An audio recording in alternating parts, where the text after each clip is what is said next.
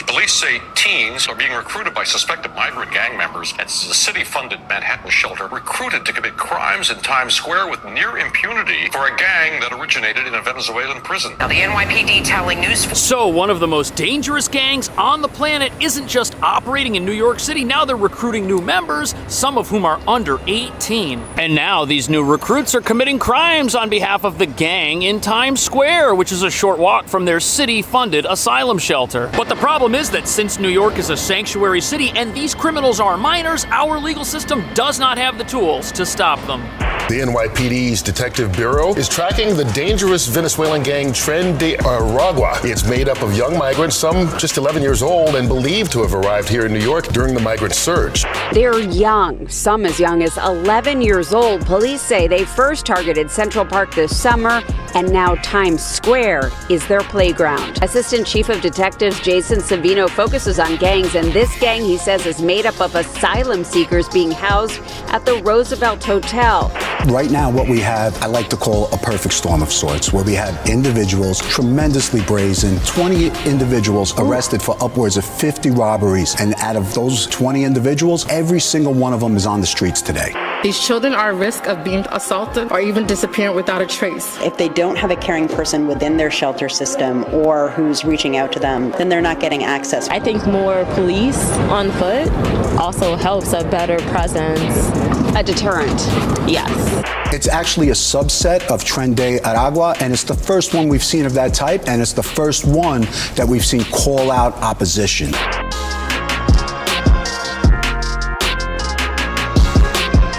So with gang members taking over New York's shelters, our city is becoming a sanctuary for the wrong people. But what nobody's talking about is all of this gang-related activity. It's exactly what you get when you combine the following 3 ingredients. Soft on-crime policies that release repeat criminals, laws that prevent police from contacting federal immigration when they arrest wanted fugitives, and a humanitarian system of care that sets asylum seekers up for failure, leaving them homeless and jobless after their temporary shelter stays expire. That combination has given these gangs every tool they could possibly want to recruit new members, commit crime, and then commit crime again after they get arrested because they always get released. And the world's been seeing that happen here in New York for the last year. And this all started when a group of dangerous Venezuelan gang members attacked police last winter in Times Square. And when 4 out of the 5 were immediately released without bail, that was the moment our leaders told the criminal underworld that not only were we a sanctuary city who'd protect them from possible deportation, but that we had other laws as well which would help them commit as much crime as possible. Laws which are even softer on criminals under the age of 18, making them virtually unstoppable. And although the vast majority of the 200,000 asylum seekers who've come here have no intention of joining gangs or living lives of crime, with gang members living in our dysfunctional shelter system, it's only a matter of time before desperate individuals either willingly join them or are forced to join them instead. And that brings us to the real reason why we've now got a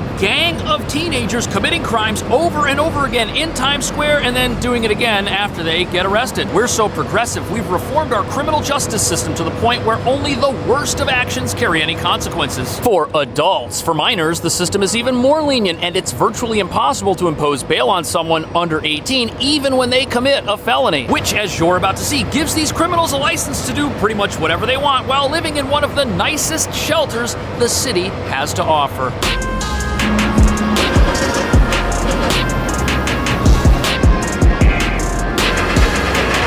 So here we are at the Roosevelt Hotel. You can see the entrance right over here where you have the American flags. It's a 1,000-room hotel which is being used as a shelter for asylum seeker families. Plus, it's the arrival center for everybody who comes here and needs a place to stay for the very first time. This is where you check in and get placed in the shelter system. But apparently, it is also where these teenage gang members are residing. And because this is a sanctuary city, the closest police can get is to have a car parked outside on the corner watching the environment in case something goes wrong. They're not actually allowed inside the facility, if you can believe that, unless they have a specific reason to be there, like a warrant for a named individual. But frighteningly, as we're also learning, since these criminals are minors, when they're arrested for doing something wrong, which has happened a whole bunch of times so far, they typically get released, leading to what critics say is a potential crime wave the city has no way to stop. As Assistant Chief of Detectives Jason Savino focuses on gangs, and this gang, he says, is made up of asylum seekers being housed at the Roosevelt Hotel. They're a subset of the gang Tren de Aragua and self-identify as Los Diablos, or the Little Devils of 42nd Street. You know, it's crazy to think that one of the buildings that is most prominently part of New York City's efforts to help asylum seekers is featured also in the middle of this crisis, being the place where these gang members are residing. And it's crazy to think that inside this building right now, there could be people who have robbed others just down the street from here, yet police and authority figures are unable to do anything about it. Also, this is supposed to be a shelter for asylum seeker families. You've got women, you've got very young children in here, and it's hard to imagine how this facility is going to help people like that if there are gangs actively operating inside of it. And what's interesting about this is these sanctuary laws that are supposed to protect immigrants, well, they're actually putting the asylum seekers in this facility in danger, those who want to obey the law, because here they are trying to get back on their feet, trying to take advantage of the city's shelter apparatus to benefit their lives, and they can't do it because police are barred from even going inside without a specific cause. And that cause cannot be the idea that there is crime going on and they need to do a foot patrol. No, that doesn't work. They can't do that. They can't just walk up and down the hallways making sure everybody's safe. And even if police are able to get inside the facility like they did 2 months ago at Randall's Island when they did a search and a raid looking for contraband, they can't accomplish much if the people who run the shelter, the security guards, tip off the gang members inside that the police are on their way. That actually happened. The Randall's Island tent facility is a very large shelter that houses around 3,000 people, and there have been reports of gang activity over there as well. This article discusses the raid, how it wasn't able to accomplish a whole lot, and it also discusses speculation that security guards tipped off those inside. Now let's talk about that. If there's going to be a police raid and the security guards at the building tip off whoever's inside that the police are coming, why on earth would they do that? Well, sadly, it's pretty easy to figure out why something like that would happen. If you're security for a place like this building right here, you're going to see the same people coming through the front door over and over again. And if these are criminals who you know are out doing things, getting arrested, and they always seem to come back and the police aren't inside, you've really got to watch yourself. If you're going to rat them out to the police by not warning them of an impending raid, you might get targeted, and this is your job. You got to show up there tomorrow, and the gang members are going to be there tomorrow. And this revelation gives us a lot more insight into how gangs are co-opting these places completely. And that is an even bigger problem once you realize the level of criminal activity that these gang members are apparently involved in. It's the same group, NYPD Assistant Chief Savino says, that committed multiple crimes in Central Park this summer. This crew of 20 individuals was arrested upwards of 50 times.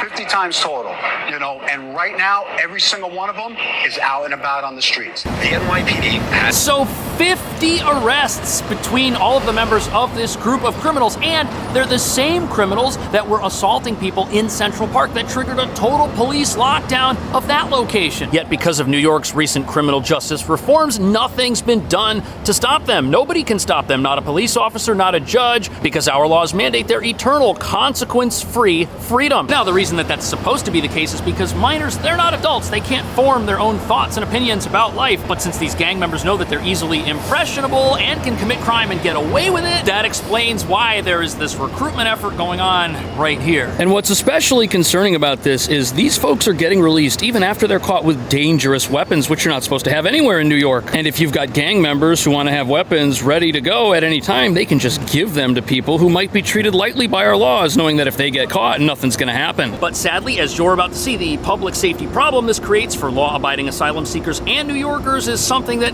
the general public in New York is completely unprepared for. It started with snatches, and then you saw Wolfpack-type robberies, where you'd see numerous individuals surrounding unsuspected tourists. I think more police on foot also helps a better presence. A deterrent. Yes. So that's a weapon that was recovered here at the shelter? Yeah. It was recovered in the trash.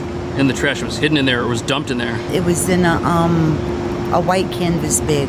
Wow. It's pretty crazy to think that weapons are being hidden or disposed of in trash bins on the side of the street. And the people that the news is interviewing, God bless them, but this is a level of criminal activity that I don't think anybody's really ready for. Hopefully it doesn't get any worse. Hopefully the police stay safe while they're doing their jobs. This is just really scary. And even though the young woman who was interviewed made the point that more police would definitely act as a deterrent, it's hard to think of what kind of deterrent they actually are when the criminal's getting arrested. No, they're going to be right back out on the streets in just a few hours. This is also not your typical group of criminals, this Venezuelan gang. They're an international crime syndicate at this point, much more dangerous, much more well-organized, well-funded than any local gang that you may have heard of in this country before. I don't think many people are aware of that, or of how fast they've been growing. They entered the country within the last year, and they're already taking over shelters and recruiting new members. And although now you have some lawmakers who are urging the mayor to do something, saying that he has the power to take action and get people out of shelters who pose a public safety threat, if the mayor were to go and do that, you would have instant protests. There would be instant pushback and lawsuits from advocates. And New York's right to shelter policies, those are the law. And our sanctuary city policies, those are the law as well. These are rules that the mayor can't get around. But probably the worst aspect of all of this is the crime that's taking place at Times Square, which is just down the street from here.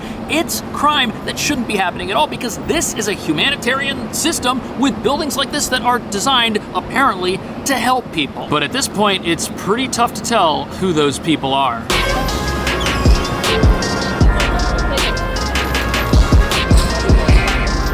So here we are in Times Square, where there's a police station right here. This should be one of the safest parts of New York City, but this is where these gangsters have been committing crime, proving that this idea of sanctuary city policies just puts the law-abiding at risk no matter where they're from. Because after people commit crime out here, where do they go back to? They go back to shelters. They've got weapons, they're thugs, they're putting the people in those shelters in danger too. Migrants and their advocates calling attention to what they say is the city's failure to provide youth with proper care. These children are at risk of being assaulted or even disappearing without a trace. If they don't have a caring person within their shelter system, or who's reaching out to them on the street, if that's the situation that they find themselves in. Now, although the problems in our shelter system are ultimately the fault of the city because it's their system, I'm not really sure what it would matter if we were to have special facilities for people who were under the age of 18. And how are we going to keep people safe without changing the laws to actually go ahead and do that? This article talks about a 15-year-old who's been busted at least 10 times for committing various crimes, and it goes on to mention that he's from Venezuela and is part of this robbery crew that we're learning about. And apparently some of the crimes he's committed on the streets of our city are as bad as first-degree robbery, which he was apparently arrested for and then released, but this happened back in May, and a week later he did something else. Then apparently in July he stole someone's cell phone in Central Park as part of the robbery and crime pattern that the city began to experience over there, and the cycle has just repeated itself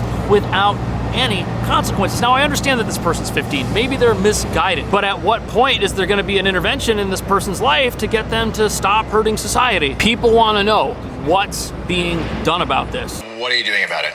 I mean, this is something we've taken them down. You know, we have upwards of 50 arrests on these 20 individuals. Unfortunately, we're just not seeing the prosecution we'd like to see.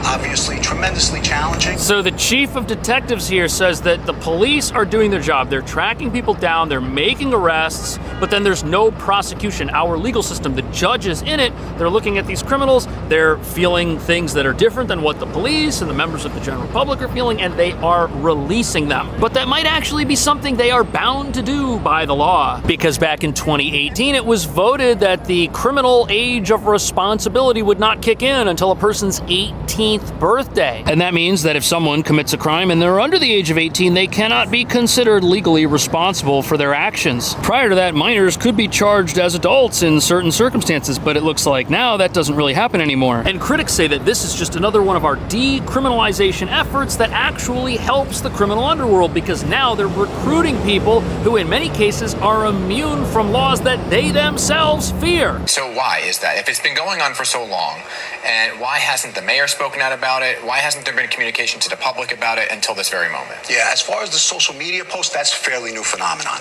And like I said, that upwards progression that we've seen, that started with snatches, then ultimately went to knife point. That's a fair question. If this is such a big deal, if this is such a big problem, why are we only learning about it now? Well, I'll tell you why. This gang entered the United States within the last year, and things have progressed very rapidly. The detective mentioned the same thing, and the fact that this is happening now should have been obvious. It should have been obvious that we were going to get to a point like this eventually, especially when the warning signs of how our justice system would be taken advantage of, not just in New York, but in other areas of the country, those have been visible for a long time. Who remembers this guy? He was telling people how to abuse our laws and squat in people's homes. And although we've got laws that are designed to keep kids out of jail, which is a good thing, it's naive to think that the criminal underworld's not going to see an opportunity here, and that they're not going to take that opportunity to commit more crime than they were able to commit before. Notice that they're not doing this in law and order states that are not sanctuary cities. It's not happening over there like it's happening here. Right, because you're saying that you're arresting them, they're back